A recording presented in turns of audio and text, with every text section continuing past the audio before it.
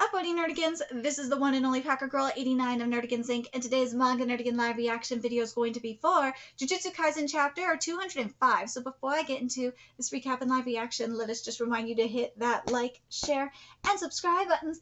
And because, of course, this channel, let alone this video, are not sponsored. If you love what we're doing and want to help keep this operation alive and kicking so we can keep bringing you more anime and manga content, whether it be news, analysis, or live reactions like this one, feel free to hit up our Cash App and PayPal. Links are in the description box below.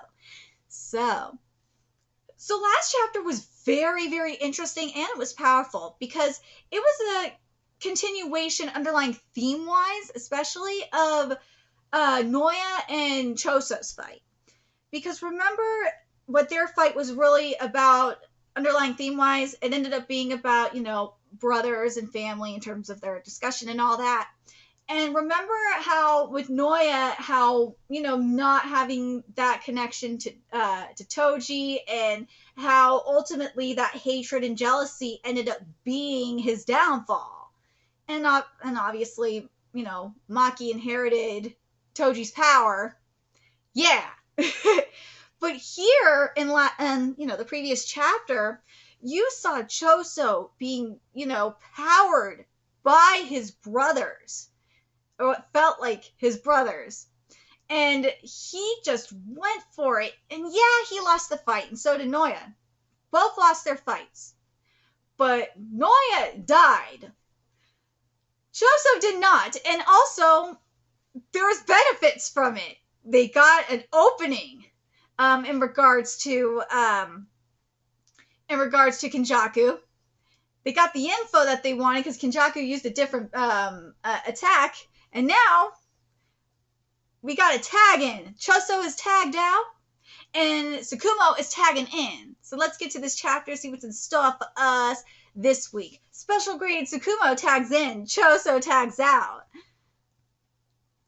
Tsukumo, nice fight, now leave the rest to me. Choso's like, yeah, I'm done. And this chapter is titled Star and Oil. Ooh, and there's a good point here. The kanji for oil in the recent chapters is the same as the one in Ghetto. Gege is really, really been smart with this writing. And I gotta tell you guys right now, I'm working on my top manga list for 2022, and I have my top 10, and I'm just like, where do I fit Jujutsu Kaisen in all this? Do I fit it in my top 10, or is it going to be in my top 20? It's really hard because there's a lot of good series that I'm covering. Go look at my playlist, you will see. There's some series I need to add to the playlist as well. My playlist library, I mean. But anyways. But I know it's at least in my top 20, but goddamn, what Gege does is just, it's just so powerful. My type is a hard-working, muddy guy. You, though? I'll have to beat you up. Yeah! Until you're the same, Tsukumo Yuki. Since they gave her the special grade designation, the administration should have information on her curse technique. But despite that, I haven't been able to get it from them. Dude, that library looks beautiful.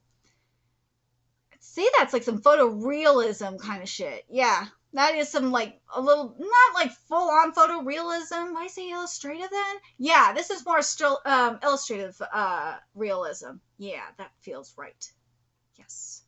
I like the effect, though, on the left side of the panel where it's like disintegrating, and hell, even in the back of, in the background of the panel where it's disintegrating as well. It's actually pretty sick.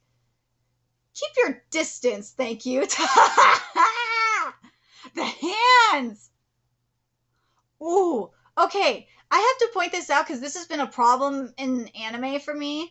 As Bleach, I'm looking at you, especially. Is you see the details like in the knuckles, and you see like the line work and how it actually looks like a fucking knuckle and a fucking hand, or a freaking fingers. Excuse me. There we go.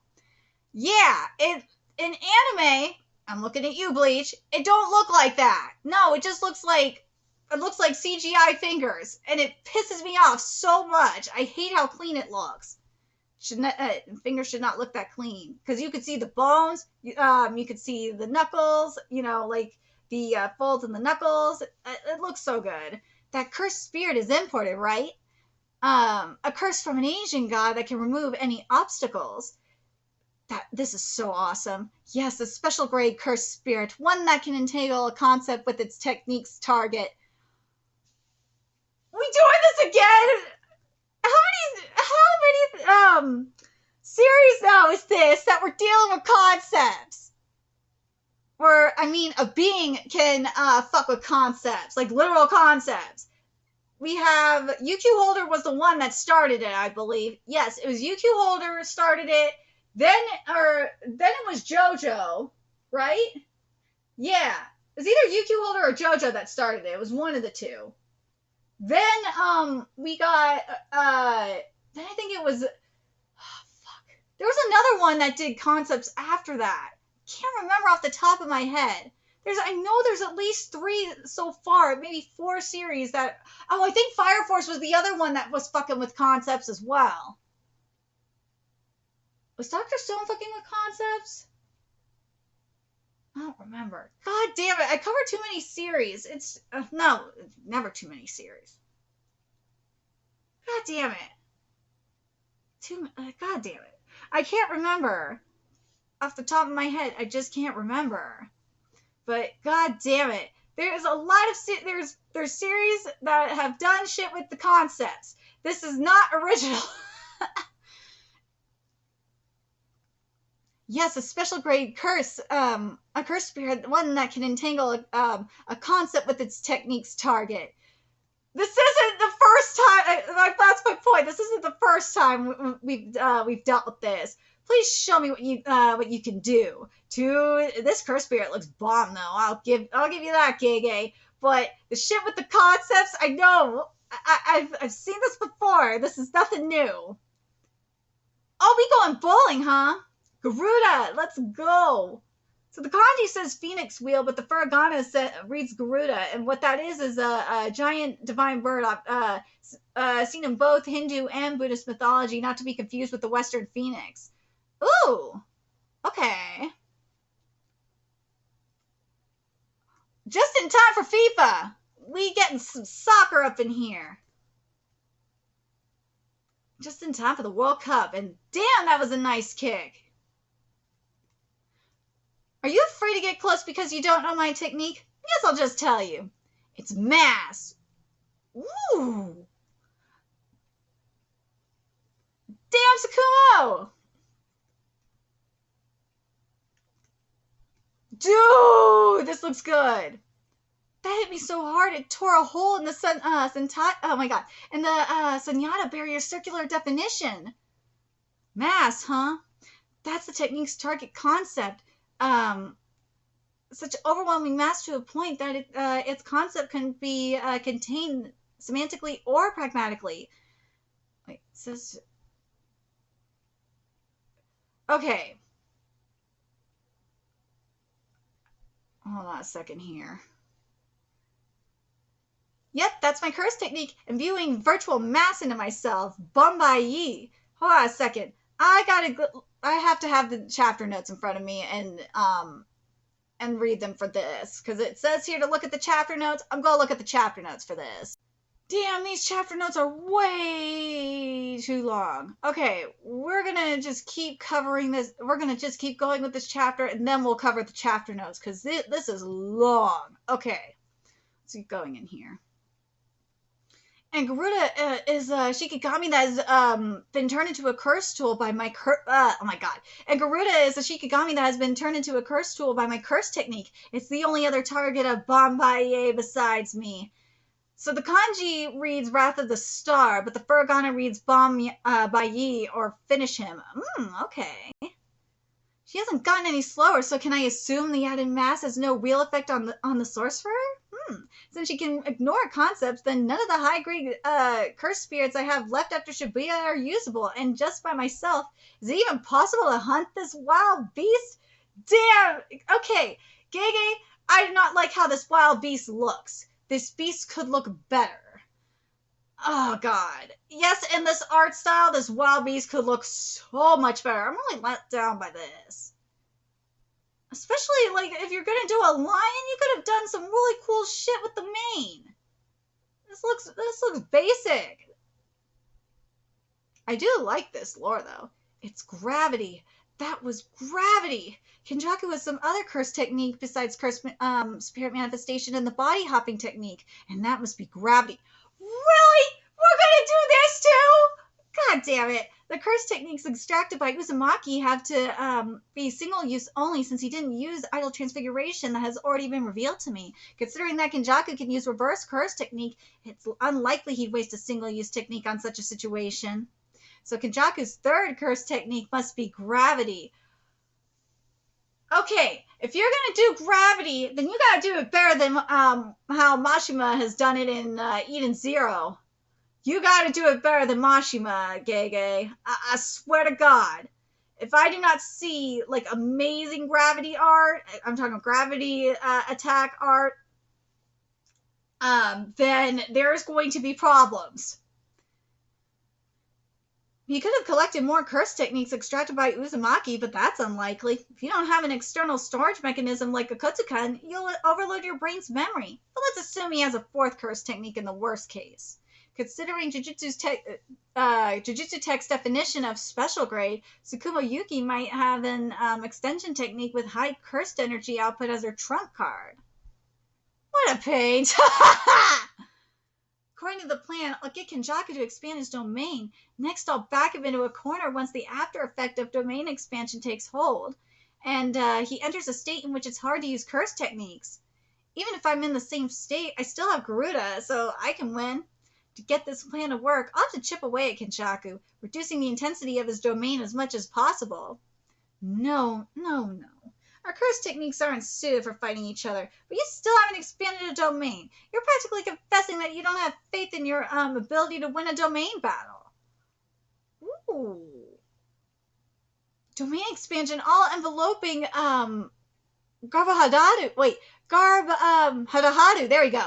Let's read this again. Domain expansion, all enveloping Hadahadu. There, haha, did it. But ooh. Now's the time! Tengen! Will I make it in time? Kenjaku quickly expands his domain. What are these two planning? Oh, I can't wait for this, but let's talk about this. Let's talk about this domain expansion here, how this looks. And then we'll talk about this chapter, and then we'll get into the chapter notes here. But damn, Kenjaku's domain expansion looks badass. I'm not gonna lie, it does make me think a little. It reminds me a little bit of what was it? Of Conky's Tree of Death that we saw in chapter 739. Holy shit, of Kingdom. Holy shit, it kind of does. But like with like instead of the trunk of the tree, it has like souls instead. Yeah. That's what it's kind of giving me. It's like a reverse of that, actually. Yeah, that's what this is giving me. It is kind of giving me the Tree of Death, but like the trunk of the tree, of Conky's Tree of Death, but the trunk of the tree is like the souls and the faces. And then you still have the torsos, but then you still have the branches. I'm sad that there's no arms there, though. Because that's the one thing that I loved about Conky's Tree of Death, was there's like arms and there was arms in the branches, and you've had the heads in the branches too. It was so, dude, Conky is and you had intestines up in there too. Dude, Conky's a fast motherfucker, I swear. Let's see. I swear this reminds me of something else that I have seen. Now I remember, Danadan. That's what it is. It reminds me of the Evil Eyes attack in terms of the Ball of Souls. The Spirit Ball in Danadan from Evil Eye Gigi. That's what it is. God, Tatsu, I hope you do something as fast as this in Dan with Evil Eye Gigi. I'm gonna see something kick ass like this at some point. God, I love Dan. Okay, now let's take a look at these chapter notes here, because I feel like this is very, very important. So here we go with Sunyata.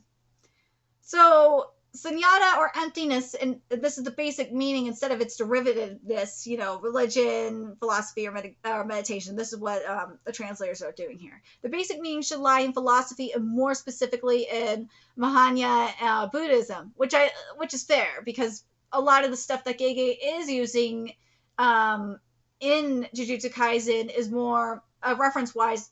That's where it's originated from. So alternative meanings of sunyata should share this basic understanding. So borrowing Western philosophical terminology, sunyata/emptiness can be understood in three ways: essence, substance, and phenomenon. So in essence of, here's the example here. There's like three examples here. So an essence of water is wetness, and because water being empty of wetness is no longer called water, so wetness is an essential property of water. The second example is a substance of water is hydrogen, because water being empty of hydrogen is no longer called water, so hydrogen is more basic substance than water. Okay, I understand. And that example 3, a phenomenon of momentum is mass, and because without mass or being empty of mass, there will be no phenomenon or momentum. Okay, I see where they're going with this.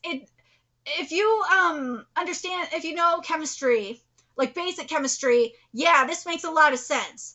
I can't believe they're doing chemistry examples here, but that makes sense, because water being empty of hydrogen is no longer. Oh wait, I fucked this up. A phenomenon of momentum is mass, because without mass or being empty of mass, there will be no phenomenon of momentum. So this is more of a physics example, actually. So the casualty of mass is more basic than the casualty of momentum. Yeah, that makes sense. I understand this. Okay. Especially example 2 makes a lot of sense. 2 and 3 make the most sense to me. From like a chemistry and physics perspective, that makes the most sense to me. Because water being empty of hydrogen is a substance of water is hydrogen, because water being empty of hydrogen is no longer called water. So hydrogen is a more basic substance than water. That's very true. That makes a lot of sense, because if you take away hydrogen, it's just oxygen. So yeah, that makes sense. Yeah. Okay, and then example 3, the casualty of mass is more because without mass there will be no phenomenon of momentum. Yeah, if you don't have any mass, there's nothing to, there's nothing there. You can't there's nothing for anything to, like, do momentum with. So yeah, but these examples, you can imagine, if we empty out reality, we will find rock bottom ontological entities that are in the state of true sunyata emptiness, where they can no longer be emptied out. These entities ultimately constitute reality. In other words, through sunyata/emptiness, we can ultimately find the basic constitution of reality. So there's one more example here. The substance zero and the phenomenon recursion are the true sunyata/emptiness of the set of real numbers. Because we can construct natural numbers from these two sunyatas alone, and from there we could construct integers, and so on, until we ultimately construct the set of all real numbers. With this, you can we went from science to math. Okay, because we could construct natural I've lost my spot. There we go. And so on until we could ultimately construct the set of all real numbers. With this, you are free to imagine what it means when Kenjaku mentions sunyata barrier. It could mean that the basic constitution of anything inside the barrier, or it could just literally mean those polygons that constitute the barrier. That makes sense. Okay. Finally, there is always the possibility of Gege wanting to express something entirely different when he uses the word sunyata. Let's take a look at that just to make sure I want to make sure I'm right here.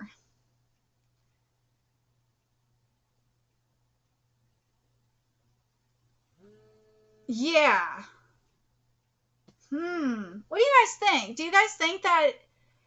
I feel like he's talking about the polygon. I think he is talking more so about the polygons. He's gotta be, because it says here that hit me hard so hard it tore a hole in the Sunyata barrier's circular definition. I think he's talking about the polygons, and he's got to also be talking about because this is mass we're talking about here. He's got to be talking about a combination of the momentum from example 2, right? Yeah, from or not example 2, example 3, because the phenomenon of momentum is mass. I think he's talking about what Gege is talking about is those two. Yeah, that's what it seems like, is the polygons, and the phenomenon, example 3, which is the phenomenon of momentum is mass. That makes the most sense to me based on what is being said by Kenjaku. That makes the most sense. Okay, so now we get to the do I need to read this circular stuff? Hold on a sec. Okay, I'm going to read it or it'll drive me nuts. So in logic and philosophy, a circular definition is a definition that of a thing that uses that thing as its definition. There's 4 examples of this. Red is red. This is a circular definition of red because it's a definition of red that uses red as its definition. Jesus Christ!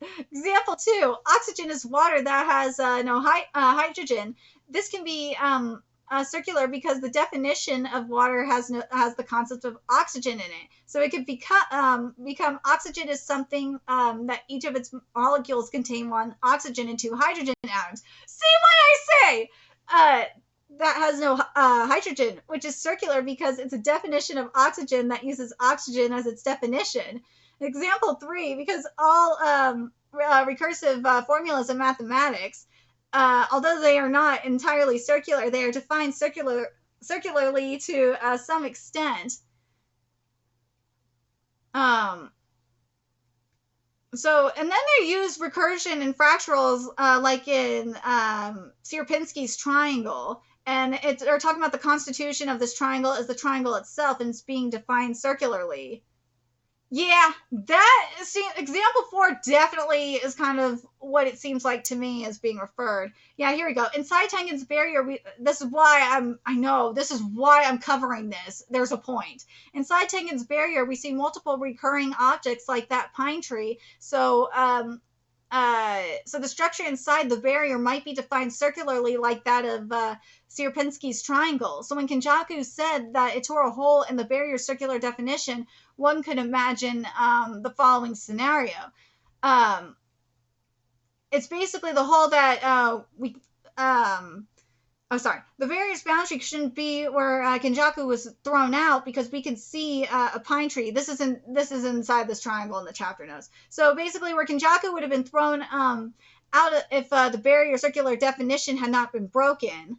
That hole is that we see inside the barrier.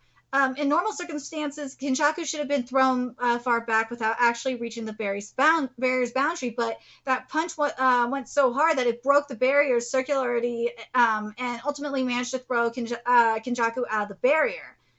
Because, again, the power involves mass. Let's see. Okay, do I need to include this? Here we go. This, I feel like I need to include virtual mass. Yes, this I will include, because virtual mass and Wrath of the Star, I feel like are important, right? Yes. The rest of this I feel like is important. So in virtual mass, or imaginary mass, in chapter 75, so what virtual mass is, this is in physics, where an object behaves as if it has one mass, but it actually has a different mass. That roughly mirrors the behavior of Yuki's technique, and she and Shikigami interact with the world as if they have an effective mass different from her real mass. And this phenomenon is surprisingly common given the right context. And computing motion in a vacuum is easy, but when an object moves through a fluid or a charged particle moves through a metal, you have to consider the force exerted on it by what it displaces or by interactions with the surrounding material. If it turns out, dude, we're getting a physics lesson today. It turns out it turns out you can model this behavior accurately simply by assigning the object an appropriate virtual mass. Let's see.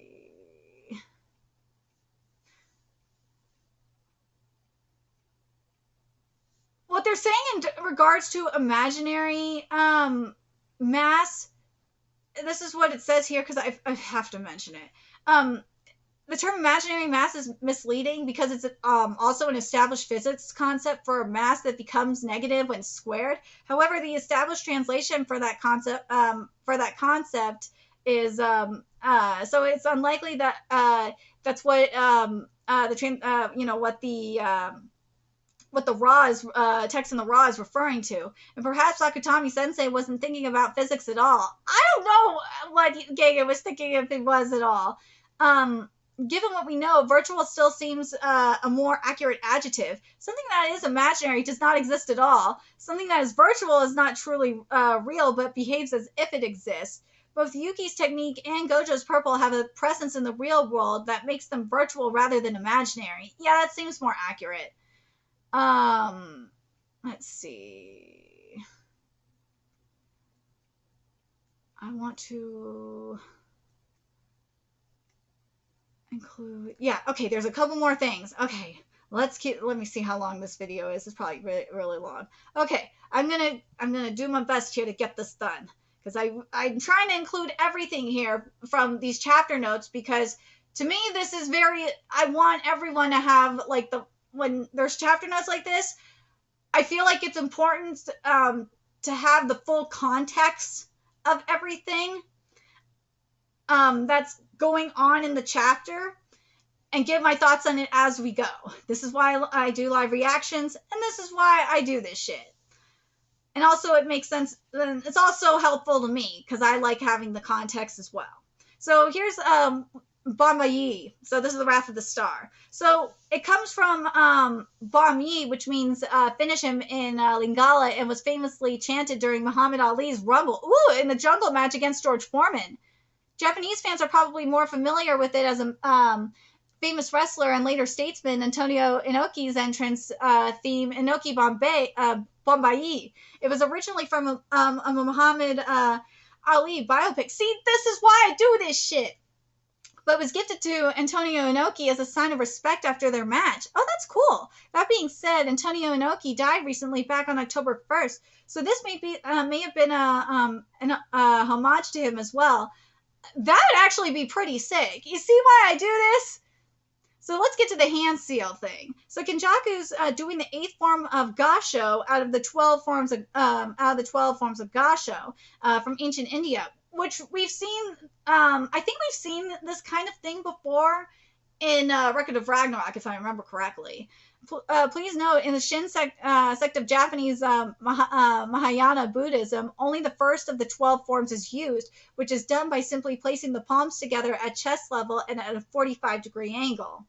So now we're getting to the all-enveloping. Now this is the actual domain expansion that we're getting up in here from Kenjaku. I feel like this is why I'm doing this. The all-enveloping Garba Hadaharu. So what this is basically, in short, it's a womb. Remember what we saw with Noya?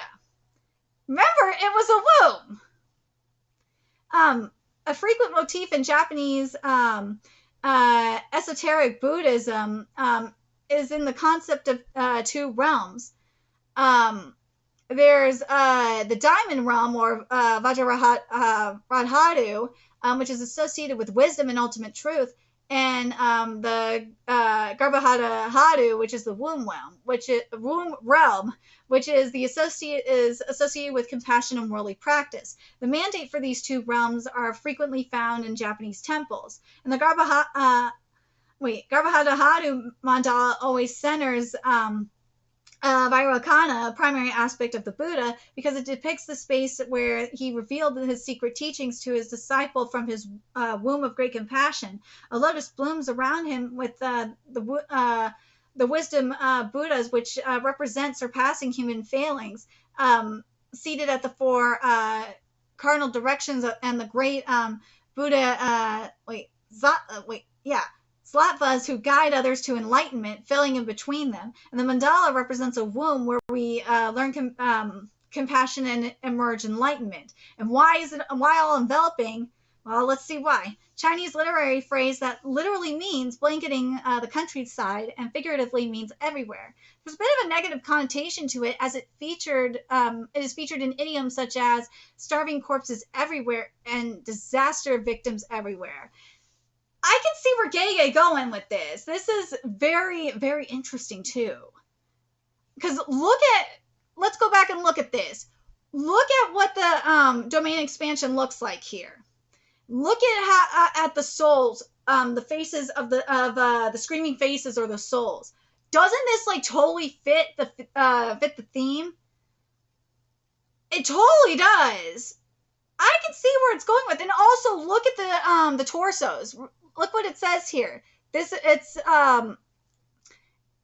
Or I should say, let me go back to up here real quick. It says that it is, it's a womb. So yeah, this is the womb realm we're getting into. And you notice what's there? They're pregnant torsos, from what it looks like. And these souls are going to be while enveloping, they're blanketing the countryside, and the negative connotation, starving corpses everywhere and disaster victims everywhere. Doesn't that make sense? I see what Gege's doing here. It's actually pretty brilliant. I'm really curious what you guys thought about this. I'm not sorry for going over these chapter notes. I think it really does put everything into perspective on what Gege is doing with this. I understand what he's going. I really do like what he's doing with this, especially in terms of like mass and all that. And it'll be interesting to see what we get with Kenjaku's domain expansion and what we see with at the end of the chapter in particular, with what was said with Tengen. I can't wait to see how Tengen counterattacks this. This will be very interesting. Let me know your thoughts in the comment section below, and remember to like, comment, share, and subscribe to Nerdigans Inc. Love what we're doing. I want to help keep this operation live and kicking so I could keep bringing you more Jujutsu Kaisen content. Few ways you could do that. Donate to our Cash App, PayPal, Patreon, purchase something off our Amazon wishlist. All that's in the description box below. Also, make sure you follow us on Twitter, Twitch, Discord, friend us on PlayStation Network. That's in the description box below as well. Till next time, Nerdigans, I will be seeing you later. Bye.